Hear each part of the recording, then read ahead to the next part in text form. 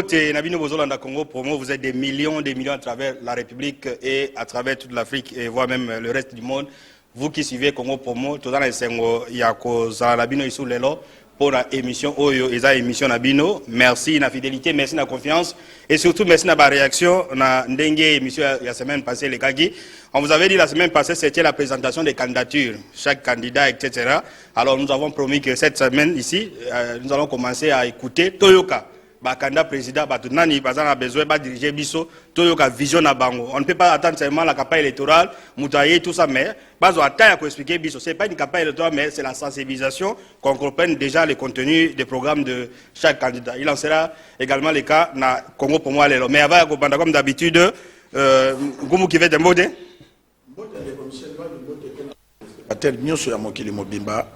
Ndeko Michel anticipé pour na kolobake batu bamona ka campagne non tout le monde même na étranger tous les candidats présidents de la République ada censé d'abord ba congolais baye abotama wapi avandaka wapi asalaka nini wana za campagne d'alita comme de peuple bonibino na yawa boselanga boy ça peuple wana balaka mana compréhension oyo biso to comprendre kate yango biso bapandisango surtout Congo Proma fungoli porte pour na ba candidat président de la République nyonso oyo bazana posa que population aye babango abot parce que tout monde lelo na ba réseau et comme ko bimo ya kotama boye oh papa na ye boye oyo boye la personne 30 secondes tout au plus pour la réaction il y a émission il y a semaine passée les gens, certaines personnes, parti pris, tout ça, tout ça, par rapport au président du Congo Promo, moi, quelque chose au lobby, après, quand le lobby, après, tu peux présenter, tu peux dans la vie faire émission.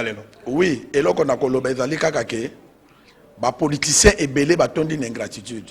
Alors, biso, les journalistes, toyebi, tu es dans la présidente de la République, kaka moko. Mais les lois comme et belé wana bango so bakozala ba président de la République té et ça là qui peut na ba mususu akeka na seni a solo na président sena bimi biso ba journal to ba micro a lobby or kapesa ki mboko té on comprend ndé ba rejeter bango donc pour dire que biso to ça na parti plité biso do sala musala. Voilà, merci Koumou qui va laisser moi le temps de faire une petite observation par rapport à ce qui a été dit tout au long de cette semaine par rapport au Congo Promo. Nous avons des partis pris, etc. Alors je voulais dire qu'il y a une différence entre le journal télévisé et un magazine dans le traitement de l'information. Les journaux télévisés donnent les informations d'une manière linéaire. Donc la construction de ces reportages se base sur ce que les... Non, donc la construction se base sur ce que nous appelons en français une question de référence. Qui, quoi, comment.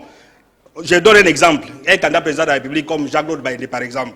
Nous dirons pourquoi décider candidature naïe, il dépose une candidature à la CENI.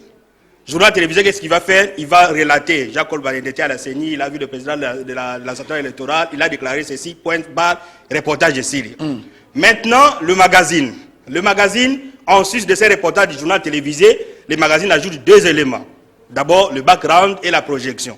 Le background pour les candidats Baïndé, par exemple, il dira non. Que vous avez suivi tout à l'heure déposer la candidature à la CENI, il fit gouverneur, il a fait ceci, il a fait cela. Les journalistes peuvent fermer le raccourci, il dit même la projection, dit non, comme il a fait ça, il est candidat aujourd'hui, il peut faire la surprise au niveau des prochaines élections. Ça c'est le magazine, donc différent du journal télévisé. Maintenant Congo Promo arrive. Congo Promo c'est aussi un magazine mais donne une différence. Dans Congo Promo, nous ajoutons deux éléments, la mystification et l'écriture pointue. La mystification c'est quoi?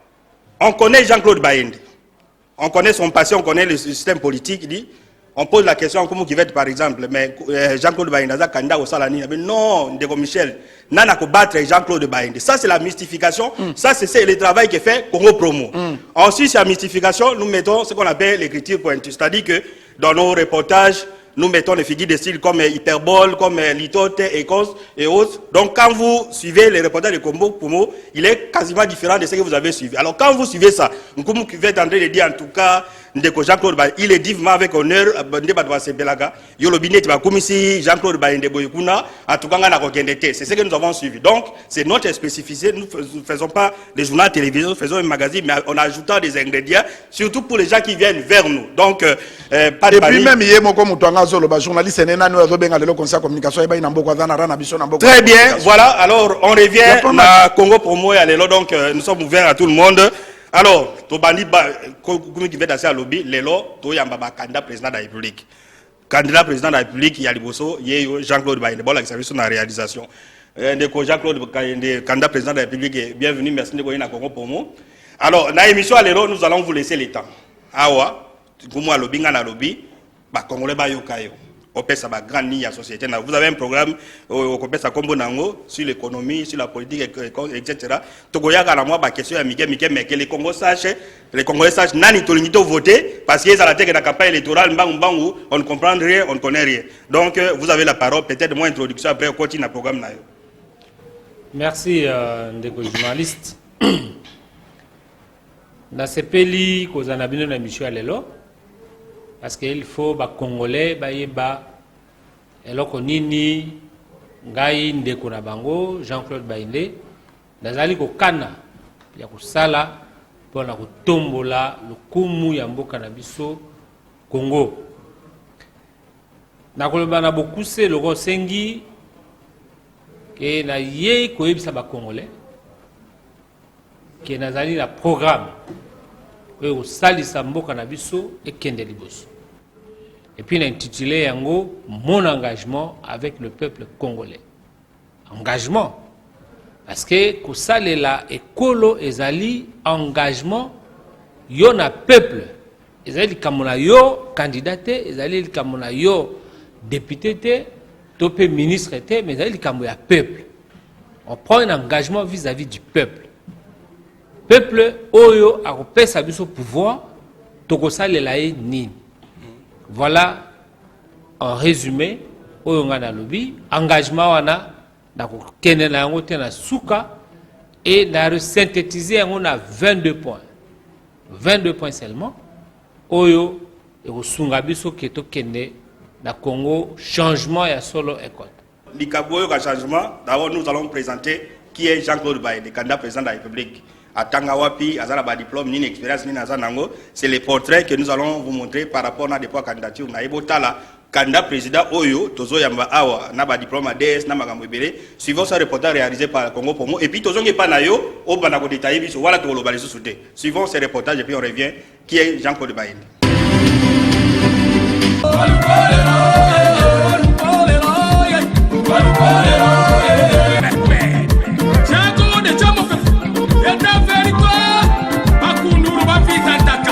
Je réaffirme avec force que Nazali candidat président de la République.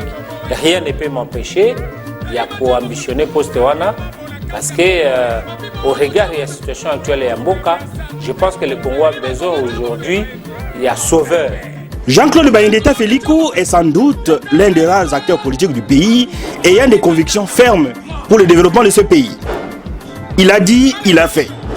Aujourd'hui, il est candidat à l'élection présidentielle. L'ingrédient que moi je propose pour corriger les différents maux que connaît notre pays s'articule autour de la paix. C'est le premier ingrédient. Et le deuxième ingrédient, c'est le pain. Pourquoi la paix? La paix parce que aujourd'hui notre pays est déchiré. Et nous voulons assez que nous puissions retrouver notre intégrité territoriale. Nous voulons assez que le Congolais puisse vivre dans un état sécurisé.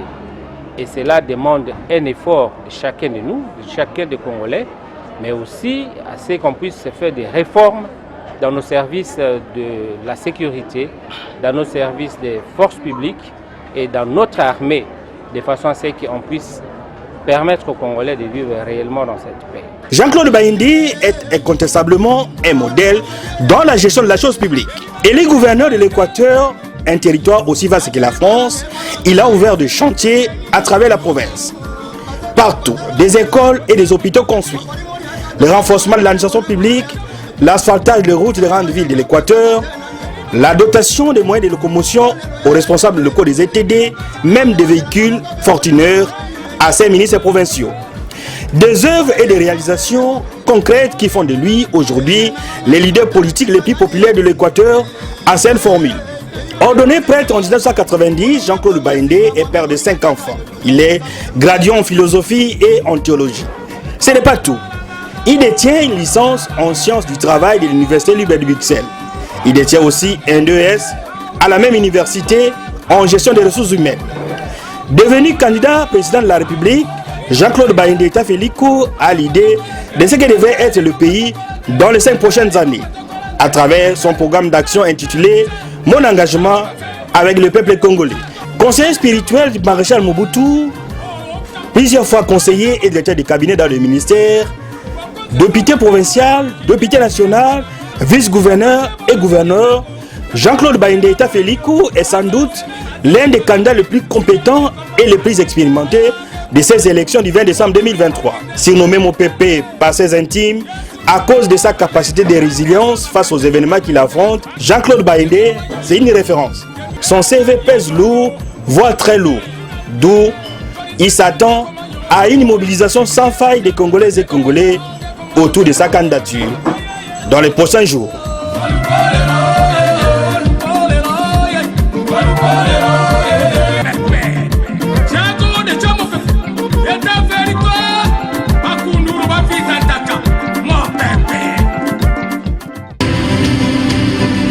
Voilà, candidat président, vous avez tout l'État. Merci, M. Jeunesse. Na sepeli na portrait oyo busali oyo la kisi na ba Congolais baeba bayokaka peut-être comme na Jean-Claude Baïndé mingi na kati ya Congo na tambolaka incognito te soki na koti to na kena Lumbashi na koti to na hôtel na mi présenter na pesi to passeport pendant enregistrement so abi M. Jean-Claude Baïndé, l'ancien gouverneur de l'Équateur, un peu partout, là-bas, Goma, Bukavu, Kisangani, donc Kombo et Ebani, non seulement parce que Nazaraki gouverneur, mais c'est parce que Moussala Nasalaki, na kati ya province Nazaraki gouverneur, et puis Nabitumba, oh Nazaraki Nayango, et Sali ke Kombo Nangaye Ebani. Tumba Munene, Nabundaki, Ezalaki, na incompréhension. Il y a Koyeba Mibeko ya école entre Sénat et la République na province ya Équateur. Tangwana papa Nabiso Kengwa Dondo azalaki président ya Sénat atindi ba sénateur baya na Mbandaka pendant ko contrôler finance ya province. Nabisie ke na tangi constitution parce que eloko za ko boma mboka na biso ezali likama mobeko. Tangi constitution, na tangi la loi sur la libre administration de province et na EBCA, na limemia que nulle part Sénat ezali na pouvoir ya quoi contrôler province.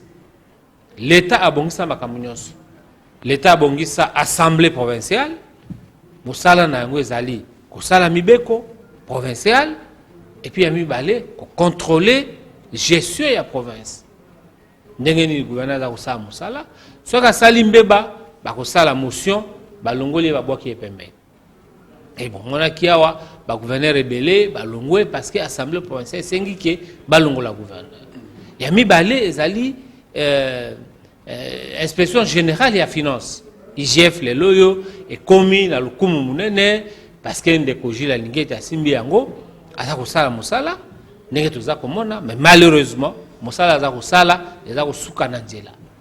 Moussala IGF, ils allaient contrôler la gestion, il y a une institution, gestion, il y a un bon, il y a écolo, et puis il y a Moussala et Zako Salim. Et puis, instrument Misato, ils allaient cour des comptes. Cour des comptes, il y a Tinda, magistrat naé, juge naé, koya na province, kende na kati ya institution kotala. Alors, naébi c'est ce qui est allé aux alliés Sénat parmi ces 3 instruments, la copesse a un dingisa au Yagosal. Et tout, bendanaki na bango moko ba comprendre na souka qu'ils ala qui jalousie que moi naza ko sa musala, il faut tout kata ma papou pour te montrer que azako matamiki. Bref, na iba na peut-être mingi na ko. O etali ambition. Ambition na ye na yango lo tango na tika ki candidature na ngai na pesa ki na beaucoup se maloba mibale na lobi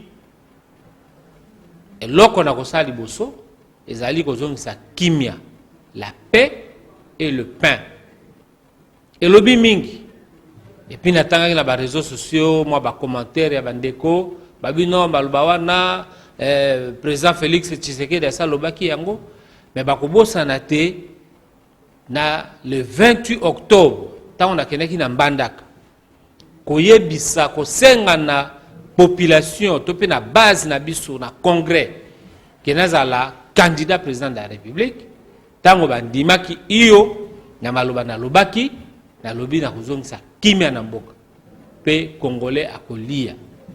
Et j'ai exactement utilisé le mot pain. Il est temps pour donner du pain au peuple congolais. Lobaki avant Félix Tshisekedi. La lobaki avant Félix Tshisekedi. Donc ezali ndenge ba lobaki plagiataire.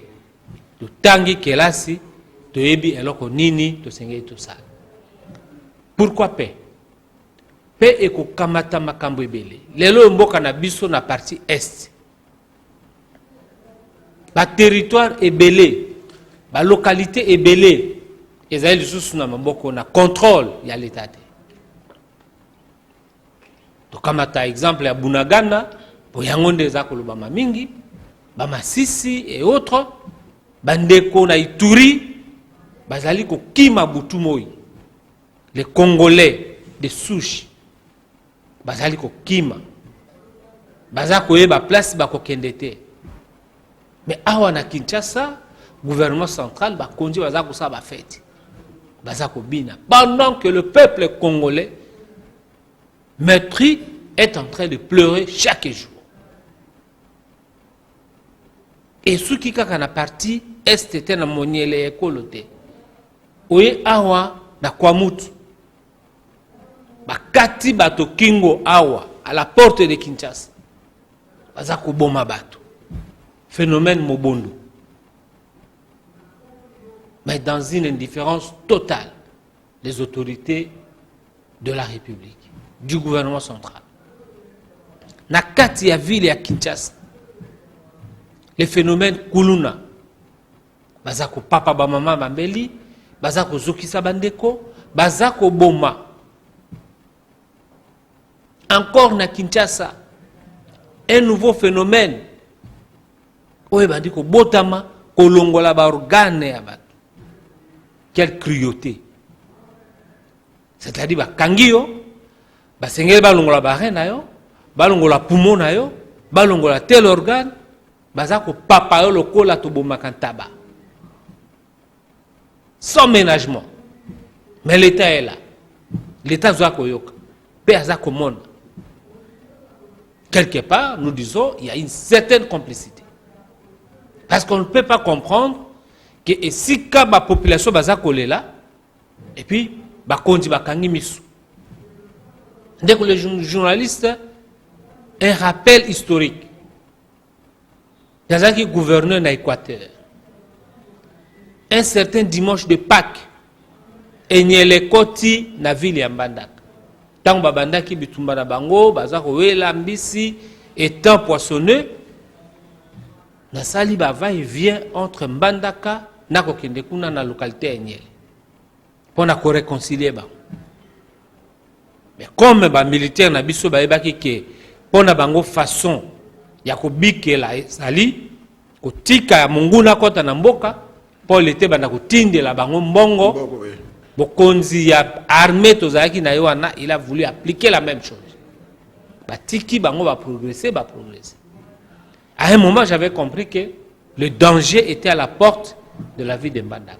Na koma ki ngai moko ko kende ko motiver ba militaire avant d'aller au front. Na ko pesa bango ngai moko mbongo na maboko. Ration na bango na ko somba avec les services de l'intendance. Ba tie bango na kati ya masuwa et puis ba kena front.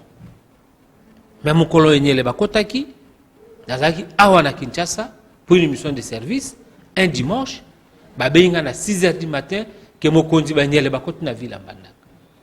Na kamati téléphone Dieu merci na bengi chef de l'État de l'époque président Kabila alobi na ngai na ibisebi monsieur le président on vient de m'apprendre que les rebelles sont déjà dans la ville de Mbandaka. Mais là tout de suite là je décide de prendre l'avion pour aller à Mbandaka parce que l'avion moko est armé ils avaient prêt pour n'okende na Mbandaka le même jour. Le président Kabila a dit quelques secondes 3 4 5 secondes. À Tuninga, monsieur le gouverneur, vous êtes sûr d'aller à Mbandaka? David et monsieur le président, je préfère être présent aux milliers de mes administrés. Pendant ce temps difficile, parce que mon absence est comme ça là que on perdre espoir. Dès que tu as avion, tu quittes la ville et Mbandaka sous le feu. Et n'y a pas de bêta masasi, armée n'a pas de répliquer, tu quittes sous le feu. C'est terrible. Bon ici cortège pour que na koma na résidence. La commune a tenu réunion du comité provincial de sécurité et la pessimo d'ordre qu'il faut makamone ici. Tant que la population a moniqué, mon kondi azongi, tant que le militaire a moniqué, le chef est là, le commandant de la province est là. Bakoma ki kokanga ba nyele na maboko. La pessi bango makasi. Ils ont été revigourés parce que le chef est là. Mais qu'est-ce qui empêche aujourd'hui une bonne partie du territoire national de perdre yango? Bakonzi bazai na Kinshasa wa na kati ya bafeti. Au lieu d'être là, encourager le peuple, être avec le peuple. Et ce sont les mêmes autorités aujourd'hui va tourner canaux vers le peuple qui se battent, qui essayent de faire l'autodéfense pour perdre le territoire mobimbate. Tout cas qui phénomène ya wande babumi bande qu'on a vu soit wazalendo paix à leurs âmes mais ça il m'a mingi. Moi Jean-Claude Baindé, commandant suprême, 3 mois il faut aller belé pour que paix et quota na kati yako. Justement, yango tolinga to kota la programme nayo, ça c'est le passé. Voilà, ça nous aide de comprendre les pouvoirs dans la paix. Alors na kati ya paix, ça va nous amener du Kamwa Liboso ya ko restructurer l'armée. Pour nami tuni Liboso na kati ya programme, que veut le peuple congolais? Parce que que veut le peuple congolais?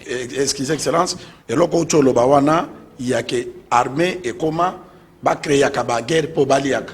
Facilité. Dès que les journalistes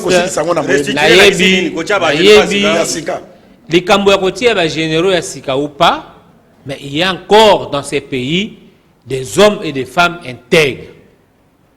Ça c'est le premier élément que tu sais to kangayang. Des hommes et des femmes intègres qui peuvent défendre la patrie, quelle que soit la situation. Ils sont encore ici dans notre armée. Bazali, c'est question de le découvrir. La restructuration est armée. Donc il est d'abord pour le cas infiltré. Kobimisa infiltré, nous sommes en armée. Et parce que tango commandement militaire et arrêté la stratégie. L'homme na tongo munguna yebi. Donc na poko wana munguna sa yebi. Qui balingi basa l'attaque dans telle direction, dans telle orientation. Munguna a à disposition. Il faut qu'on découvre ba infiltrer. Et toutes les brebis galeuses au bazali na kati armée, il faut le faire partie de l'armée. Et qu'on soit à disposition, ça c'est la restructuration de l'armée. Et encore, il faut qu'on fasse des recrutements. Parce que, Moka, nous sommes à Makasi, ceux qui armés dans les Makasi. Nous avons encore des jeunes ici, au Bazana Pico, Oyo, Lobi Tozaki na généraux, le Kaba Maelewa, Moka, le Rwanda, et Sakana qui n'a pas sauté. Parce que Maele, Baouma, Mbouza Mabe et les autres, tant que Bazalaki, on a 4 armées na biso, nakanisi Rwanda, et qu'on va faire mon Congo. Et n'a quoi importer guerre place et Outaki. Guerre et Outaki na Rwanda, tokozongi sa guerre wana ezonga na Rwanda. Le Rwanda désire que ceux qui bayoki langage ya diplomatique té tokozongi sa guerre et pas Outaki. Et ça sera fait parce que c'est la détermination. Ceux qui soda allé malam, ceux qui foutu soda malam, ceux qui mona soda tangi malamu, mona soda beli à quel hôpital, soda kozana makasi. Mais aujourd'hui, les militaires sont sous-payés, mal payés. Il n'y a pas de dotation, mais à cause de makasi à monde l'école parce que serment il y a militaire, il y a Liboso Zali na ko wapo na école. Et c'est vrai. Et que donc sa discipline à kati armée na biso. Aujourd'hui, il n'y a pas de discipline. Comme on a colonel Azakoleka, Asimbi Saché, il y a Pio Dinamaboko Azakotamwana. Ce n'est pas l'armée que nous avons connue à notre jeunesse. Mais c'est aujourd'hui, Nabagalon Naïe, on ne lui donne pas la possibilité qu'il ait sa dignité Naïe à colonel. Mais il est obligé. Il y a comme ça qu'on a pour la survie à la famille. Mais ceux qui dotation ils ont une carte à camp, dotation ils ont une carte à régiment, et ainsi de suite. La canisse makamwana, armée na biso zonga na pico pour te ebaki. Police. Pour qui là, nous devons avoir une police républicaine. C'est-à-dire, la population n'a pas la population. Regardez le comportement de nos policiers aujourd'hui. Ils ont des tracasseries, kokanga, même pour un oui, pour un non, il faut pas kanga pour abimson bon. Ministre Azana 10 policiers, mais commune Azana 6 policiers. Population, azali sous sécurisé. Motakoba tele azalité. Na lingi na mboka oyo, lobby Jean-Claude Baïndé, président de la République, population a se sentir à l'aise. À mon policier, à mon sécurité, à mon menacité, à mon insécurité. Tout le monde a gagné un boka bapaya. Tant aux ans likambo, qui me paye une policier azali. Mais à waso qui me paye policier azali, on me bendé là quoi problème. Pour pas que le rabat continue à likambo yo, même yosa qui n'a raison au quotidien. Mais il y a encore des policiers intègres. Il faut restructurer la police nabiso, les services de sécurité. Comment on est ici, dans la ville à Kinshasa, Mobonda Komia Wabo, Bazobo Mabato, et on ne peut même pas anticiper. Gouverner, c'est prévenir. Gouverner, c'est prévenir. Comment on ne peut pas anticiper? Koyebake, Bazanama Toy Milaï, qui est le Rwanda Zakokana attaqué Bisso, le Loboé, alors service on est fait la bien doté, avec des équipements. Bazala paye bien payé pour que Moutamouta ait la motivation. Bref, la paix est ali ingrédient à liboso au biso to kotisa awa. Na kati ya paix wana na lobali kama dignité ya ba Congolais. Soki ki meza na mboka te bana na biso bakomi ko kima ko kufa na bibale na kati ya bazamba pona ko luka moye ya kobima na mboka ko kima Congo bakende. Baza kufa na kati ya bibale na bambu na ba océan. Dignité, on a perdu la dignité. Les Congolais ont perdu la dignité. Les Bosso Zalaki, ok, Namboka Bapabimisi, passeport zaïrois. Ou l'Akisi, à mon immigration, on te respecte comme on respecte les Américains aujourd'hui. Mais les passeports congolais n'ont pas de valeur. Même ceux qui ont un visa à 2 ans, même ceux qui ont député, même ceux qui ont un passeport diplomatique, on te pose des questions. Vous voyez que ça a mis au Namboka Nabiso. Ne pose jamais ces questions aux Américains. Excellence politique. Pour réussir, parce que Oyebi, ceux qui le président de la République, des prédécesseurs na yobaleli, na premier entourage, au Kozoabato ba ko aider vision no wana wapi. Monsieur, ndeko journaliste na Congo yo, dikamboza ko mwabiso zali, dikambo ya valeur éthique. To kamati banti valeur. To komisi yango lokola valeur. Parce qu'il n'y a plus d'éthique dans tout ce que nous faisons. Et ça là, Bakonzi, et ça là, la dernière agent à l'État, éthique et alité. Il n'y a pas de moralité. Il faut créer une nouvelle classe politique. Consciencieuse. Et tout le niveau il y a éducation. On a continué à social. Comme le président a créé quand il sacré dans les commissions. Dès qu'aux journalistes, sur les mêmes personnes, dès qu'aux journalistes, tu peux changer beaucoup. Et c'est possible que dans très peu de temps, qu'on change. Commence d'abord par la mentalité. Et tu peux à niveau il y a enseignement. Dans le programme Nangai. Deuxième volet programme Nayo. Dans le Wakezali, parmi les points, les 22 points. Dans le lobby pour le programme Nangai. Peut-être on ne va pas tout prendre. Non, parce que on survoler, comme on dit en français, et permettre aux Congolais de leur connaître la ligne. Donc, sécurité sociale, peut-être l'économie. Alors, ce qui est au Kamati Nangamba social. Congolais aza kolia lisusu te. Ndeko journaliste na ya awa na Kinshasa pour la première fois na vacances l'année 1981 et pas maman leki na biso, elle n'avait comme métier que koteka makemba na zando, makemba. Mais to bandai kolia 3 fois par jour. Ateka kaka makemba. Kateka kaka makemba. C'est-à-dire na mosala na bandai ko sala koteka makemba. Maman leki bajele toza kolia 3 fois par jour.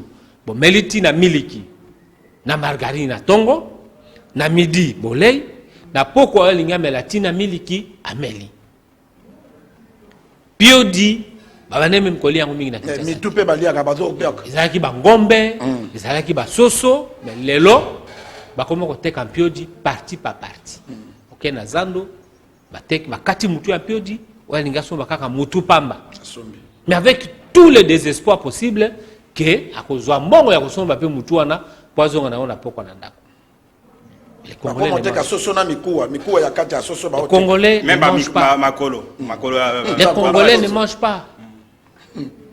Pour que Congolais azongi s'appelle dignité naie, il faut aller à malam. Pour Congolais azala motivé à kolinga mboka, parce que l'amour de la patrie c'est aussi une valeur ou surtout perdre kolinga mboka. Il faut Congolais alinga mboka soka le malamu akueba. Et donc, nous avons na sala, on a au sala. Congolais sont les malamu. Corruption, na mboka aussi là. Parce que, si on a mosala, bah kufuta e malamu, ahebi que il faut bon à l'État et quand on a caisse à l'État. Yazaki gouverneur, je sais ce que j'ai dit. Ezali, na makamu mususu que ceux qui ont tali pour le but au mieux qui m'a.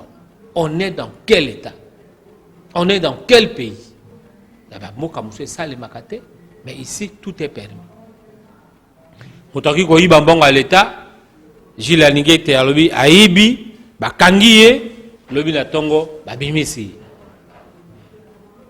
Parce que politique est pour réprimer. Parce que politique, intérêt à politique, et comme ça, il faut abima. Il faut abima, pour y avoir servir mboka. Makamboana, il faut ici. Il y a des valeurs éthiques. Il faut former une génération consciencieuse. Kobanda yango na niveau ya école, l'amour de la patrie.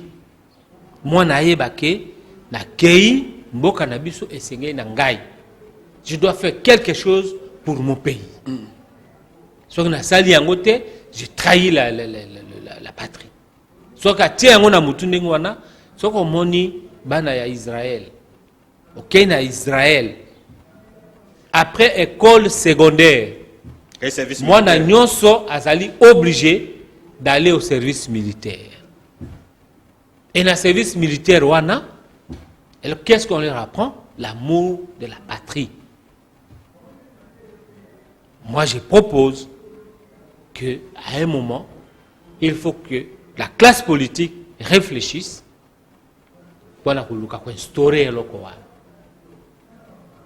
Avant que l'université aux diplômes, on s'aille 2 ans à la question de Kolingamboka, après on continue l'université, c'est une bonne chose. Ce qui est kamatika kanangambo éducation.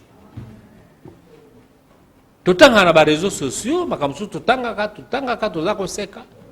On dit pour détruire un pays, ça ne sert à rien de prendre des missiles, des bombes, il faut détruire son système éducatif. Et tant qu'on bomi éducation, c'est ce que nous avons connu pendant des décennies. L'enseignement en Bokanabis est koufi, l'enseignement démotivé. L'examen était commis première session à il faut réforme. Il y a système éducatif. Social, la période Nabiso, qu'on a 60% de diplôme d'État. Ça veut dire que moi na atangaki, moi na abundaki. Mais les lois ont commis 80%, 90%, 70%. Ainsi de suite. La carte sociale, il faut créer de l'emploi. On paie ça emploi, surtout pour les jeunes. Aujourd'hui, ça va à l'université. Moi, on a 6 universités. Et demain, moi, ça les alités. Qu'est-ce qu'il va faire? Akamati diplôme, a tient la valise ou a tient la valise. À peu près 40 000 ils ont un diplôme à licence chaque année. Et le seul métier qui reste aujourd'hui, c'est Akamati moto, Na cabine. et ça devient un problème sérieux pour notre pays. Mais tu as Créer de l'emploi, relever l'économie et quand relever l'économie, Nabiso, les bosso liposo, le col à Belge c'était par l'agriculture. Nous avons un pays vaste, immense. Il y a des pays comme le Brésil, la tomboli économie na bango, kaka na eloko babenga go bilanga. Les États-Unis d'Amérique, beaucoup d'États na quatre États-Unis d'Amérique, ils allaient développer simplement avec l'agriculture. Qui dit agriculture, il faut que beaucoup la banyama, il faut que beaucoup la mambisi, pe ko lona, milona, oyo ko tombola kita ya boka. Ba Belge ba tongi Congo oyo na caoutchouc e bande ko uta na Équateur, ba tongi Gécamine na produit ya caoutchouc e bande ko uta na Chouapa, et ainsi de suite. Il nous faut to revenir na musala ya bilanga. Si c'est bien organisé, bien structuré, avec comme étendu terre arabe, à peu près 120 millions d'hectares de terre arabe, pour permettre au Congo de se développer. Na kati toujours l'économie. Total à l'Ikambutali, tout comme exemple la compagnie d'aviation. Les lois Mboka loko la Congo, un grand Congo, les grands Zaïre. Avion et à l'État à ta mort réalité. Mais qu'il y a en Éthiopie. Donc, on a des gens qui sont éthiopiens, ils ont des motos à Koufaka Nandja. Moto à passe. Moto à passe. Et ce qu'il y a en Éthiopie. Ah, la flotte, il y a 167 avions. Nombre d'avions. 167, il y a bien qu'il y a un poteau partout. Ils allaient na tarmac, na Kamataga, Ethiopian Airlines, na Kenango, na Washington. À partir de Kinshasa. À l'époque, Bisso Nazaï, tous qui même n'avaient DC-10. Mais beaucoup de promesses fallacieuses. Et alors, comment ça limité? Il y a une compagnie d'aviation Yamboka et Koufi. Donc, à Matangamu Yamasua, pour permettre aux Congolais de se déplacer décemment. Kamati ya okende, topé na nzela ya maindombe awabo kamati balenière au kaluba tobakufaki na chef national. Olingo kende na Équateur awabwe toki sangani na nzela ya mai okamati balenière. Et pourtant baitota bayonda yonato ezalaki na mbogo oyo. Ba compagnie nyonso wana ekufi soldé or l'État azali na monopole ya ko pesa souffle nous ya sika dans la société wana pour que transport na mboka na biso la bien organisé, bien orienté et permettre à ce que tokende liboso. Donc le journaliste na 22 points na résumé engagement nangai vis-à-vis du peuple congolais. Tant que politicien a lingi kozwa mandat, a tiena mutu na que il faut na la deuxième mandat, il y aura trop de laxisme. Trop de laxisme parce que tu tiens absolument ce que batoba bete la comme aboko pour la lobby aux amalam. Mais tant que le lobby au deuxième mandat, on s'appelle comme côté. Mais tant que saliba réforme au Sengeli dans le domaine nyos, tout comme même le domaine est culte. Dans chaque rue ici, dans notre pays, on a 3-4 églises. On peut réformer ça. Non, à peu près plus de 70. Mais il faut donner les gens le temps d'aller travailler. Il faut population ça musala. Église est comme Nazali profondément chrétien. Je défends les valeurs chrétiennes, mais je me dis, comme disait Moussat Mounen Augustin, on travaille et on prie. Prier et travailler. Il faut qu'on semble la paix au Samoussal. Mais les gens, comme on a bakukanga, batata, jeune, à l'âge mature, que motoki ko kende ko produit pour na écolo, bakanye na katanda konzambe. Du matin au soir, en espérant la manne. Et quoi les sous-soutés. Voilà. On doit travailler. tokambata na ngambo ya ordre public. Nalobi yango presque point ya suka ya engagement na ngai na peuple congolais. Ba sirène nyonso le kaka, ba cortège. Ça sert à quoi? Ça sert à quoi? Na ministre pas de respect des priorités. Il y a nini ya Sansini qui amboka. Code de la route code de la route ezalaka te. Roulage ebi ko réglementé te. Nyoso wana ezali manque de discipline. Parce que l'État n'existait plus. Or, dans très peu de temps, nous allons remettre l'État dans ses fondamentaux. C'est-à-dire l'État ya Congo ezonga ndenge l'État nyoso singelezala. Comme tous les États modernes, et ça les maqués Congolais soient vandiawa à sentir que nazana mboka ou ezana tinte. Mon paya soki aye à sentir que nazaye na kati mboko bato bazako vanda. Parce que les scandales qui se passent ici, les aéroports na biso, tondili, na aéroports internationaux, mindele oyo bavanda ka, moi je me pose toujours des questions, comment ba ndimaka kotika mboka na bango baya ko vanda ka dans ce que nous connaissons ici, on commence par la tracasserie na niveau de l'aéroport, tracasserie na niveau de Zando, tracasserie partout, ba maman baza ko bunda ka malin po ba boko lobana parce que misale za ka susute. L'État ne paye pas comme il faut ba fonctionnaire à l'État et puis ba société moi mikeo ezaliawa ba libano tozana bangwawa ba futa kapé bo ba sala kipa na bango malamu te mais l'État ferme les yeux simplement parce que le ministre vous enveloppe na ye. Tout ça sera fini parce que ekozala gouvernement ou la éthique ou la valeur ou vraiment valeur liboso ya makambo nyonso. Candidat état fait comme un commissaire par dessus ko pesa ngamo question moka muke parce que tango to tchaki na réseau que to ko yamba candidat gouverneur baende bato candidat président de la République candidat président de la République baende bato bariasisaki ebele balobi est-ce que outi ko épingler pelo kango wana yake avion ezate bato na yo o bazana ba ko ya République démocratique du Congo ba ko mono ndenge nini est-ce que ko komela bango ndeko journaliste na kozwa boato na kozwa vélo na kozwa moto na kokoma esika ba congolais bazali. Très bien. Na kokoma polokola na première phase ya déplacement na ngai na lobi naza ko kende na Équateur epai bato ba pesa kangai makasi ya kobunda na pesa bango merci ndenge ba pesa nga courage wana na ke na nini na Sankuru na sima Sankuru na kenda Ituri na Chopo et puis na zongi na Kinshasa pour na bongisa deuxième phase. Oyo kotala les Grands Bandundu, le Congo central, le Kasai et puis le Katanga avant que population ba monangai ba yeba makanisi nangai avant to banda propagande. Voilà. Nous on a lobby et ali synthétiser beaucoup on a kalami qui était document to kotia on a disposition ba congolais mon engagement au peuple congolais pour permettre que congolais ayeba que ces messieurs aient un engagement avec nous. Engagement avec le peuple congolais. Et vous allez kambolangai mon côté, mais vous allez kambo peuple. Peuple a participé dans l'effort one. Pour ceux qui peuple a l'ingité, et là comment vous allez mater. Mais ceux qui peuple a dimi comporter changement est solo et qu'il y a un namboka nabiso. Dans le lobby paix et pain.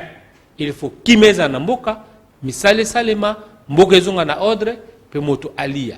Kolia wana pain wana niveau ba de social.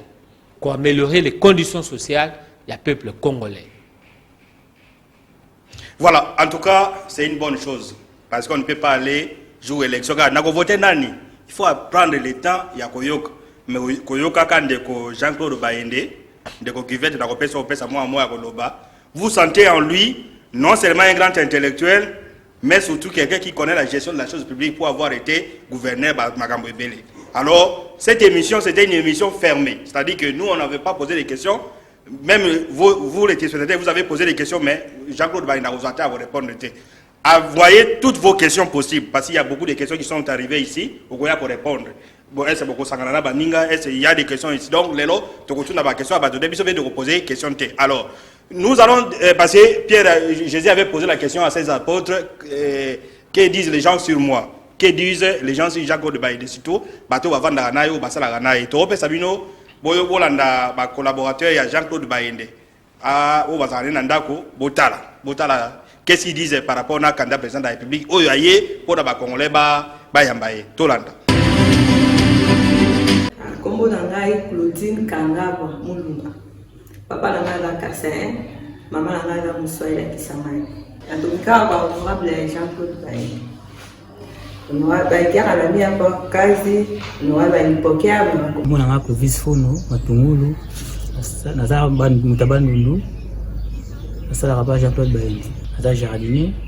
Saka lupango nini sopozo mpepa malamu, ezaningani na simi lupango nyoso awa soin lupango ezanengai. Comme nanga Willy Chibango Lubanda naza Kasaye on a chauffeur mécanicien pour l'instant on a chauffeur pas Jean-Claude Baindi taf Elik Gouva kombo nangai Chumbu Mfukulu Jean naza mutu ya Congo Central mama nanga kaza mutu ya Congo Central mutu ya Kisantu papa nanga aza mutu ya Kikianga 100% Congo musala na sala ka nazali maître de service la résidence est honorable Jean-Claude Baindi.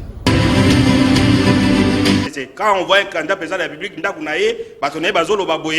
donc il y a du sérieux dans ce qu'il fait. Alors, Ngoumou qui va être rapidement, Jean-Claude Baindi, est-ce qu'il y a chance pour le Congo d'avoir un candidat comme Jean-Claude Baindi? Mais pourquoi pas de Michel? Au moins, il y a un cannabis tolingi ba sentiment. Au moins, il y a une église, Bolimbisanga. Pasteur azalaka ne lisusu na auction za lisusu serviteur de jeta bêtise na ye mais lokola koma fana na ye akomi sinzambe lokola pasteur nzamba fana ka pa pasteur wana pour dire que soko landi même bato ba fanda na Jean-Claude Baindi ngana yebi Jean-Claude Baindi na kolo bate pona za na télévision ke na yebi été alongwa gouverneur lelo kombe mbula boni mais même ba travers à salana bango na ye et puis ba Congo nyos Congo et puis soko tali bato balobi na oyoki teke ngai na zamona mbandaka na et pas Jean-Claude Baindi na mu Congo central na mu Jean-Claude Baindi tanga zalaka gouverneur chargé de communication et zalaka Kasaye ti lelo bazalaka na ye très bien vous comprenez pour mon que c'est un monsieur Biloko Azoloba eza lokutate et puis à restaurer la province au moment que discipline tala nano eloko otikoloba lelo na intimidation comme na mboka président ya Sénat a quitté la province mais gouverneur va donner dans ma colonne il y a l'obité a signé à TLMP yo ozo pouvoir et assemblée provinciale au s'accaparer na yango rôle nous allons contrôler très bien donc ce sont des gens il faut qu'on félicite que ceux qui ba congolais parce que notre commune a campagne non mais Congolais a voté un intellectuel, Congolais a voté quelqu'un d'instruit, a voté quelqu'un qui a une expérience pour Namboka pour que les 5 prochaines années. L'autre moyen na choisi sotan ba ministre. Bon ça ba compétent ba tie bango ana ba nini ba tala de sport congolais pour pour nani. Voilà parce qu'on prend tout le monde le met dans la place. Candidat président Jean-Claude Baindi okozonga ba question yebele oya cette fois-ci ça sera une émission ouverte na ba téléspectateurs ba bengio je crois que namba na ka to pesa bato ba image namba na ndeko namba na tout ça alors liloba suka vous avez tout au plus 1 minute ndeko journaliste na sepeli ndenge likambo bandeko basala ka pembeni na ngai balobi parmi banti valeurs oza ko bomba Congo lelo pas le Congo d'hier pas le Zaïre mais c'est le tribalisme et bomi Congo. Mokonzi chef a préféré à sala na moto ya oyo ya mboka na ye. Loka benga na Swahili kabila na ye. Batangi ba policier te.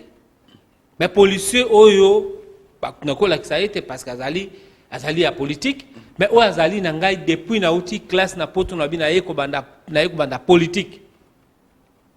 Comme na ye Carlos Kalonji azali moluba azali na ngai na longo na awa na bandi politique to ke élection ya député provincial na komi gouverneur toujours na ngai na siki mosala gouverneur na yawa tozali na ete lelo donc stabilité pas na yo ba policier oyo basala kana porte na ngai okuta ba Congo okuti bato bandundu moto Équateur azali te très bien.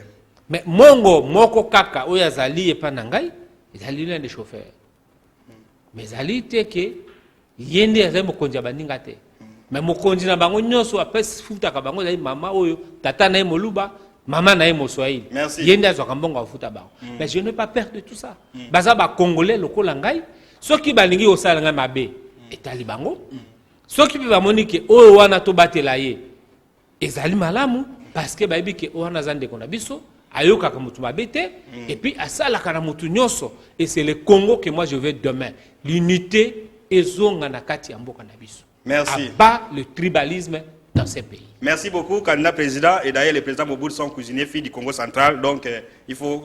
Donc, aux écoles, il y a maréchal.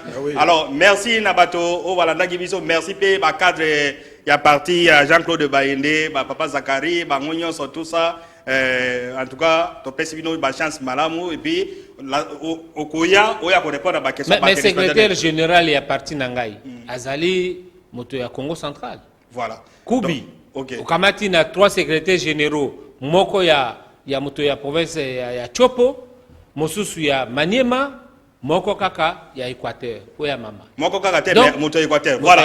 Merci. Donc, toza ko sala mosala pona écolo. Congolais à se sentir à l'aise na kati ya mboka na ye, OK Équateur, OK Congo central, OK na Kasai oriental, OK bisika nyonso kokende na Katanga, sans toi chez toi. C'est le Congo que moi je veux tozonga ndenge tozalaki liboso. C'est le Congo que moi je veux diriger. Voilà, c'est le Congo qui tente ou qui veut diriger. Bonne chance à Jean-Claude Bayende. Bonne chance, merci P. Nabino Batobalandaki. Et puis vous, candidat président de la République, venez dans Congo Promo. Il ne faut pas dire Jean-Claude Bayende Boye. Nous faisons notre travail, c'est lui de faire la promotion des valeurs. Et Jean-Claude Bayende, c'est une valeur, vous-même vous l'avez constaté.